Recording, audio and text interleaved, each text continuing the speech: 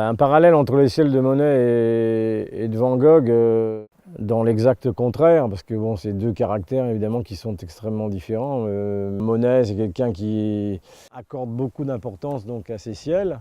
Le ciel joue un rôle important dans Impression Soleil Levant, qui va être le tableau, je dirais, phare, puisque c'est d'une certaine façon celui qui va donner le nom au mouvement.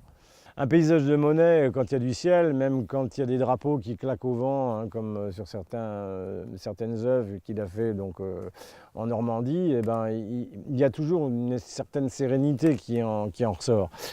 Chez Van Gogh, c'est beaucoup plus compliqué parce que Van Gogh a évidemment cette espèce de véhémence qui l'habite pratiquement en permanence.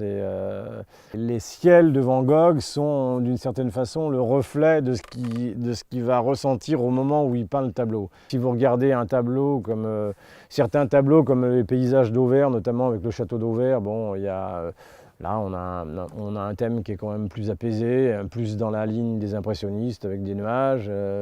Et puis, je dirais le tableau entre guillemets final, hein, la fameuse église d'Auvers-sur-Oise, là, avec ce ciel d'un bleu exalté, et que là, évidemment, Van Gogh est dans une période d'exaltation, de véhémence, de crise, et que d'une certaine manière, on le comprend parce qu'il va se suicider quelques jours plus tard.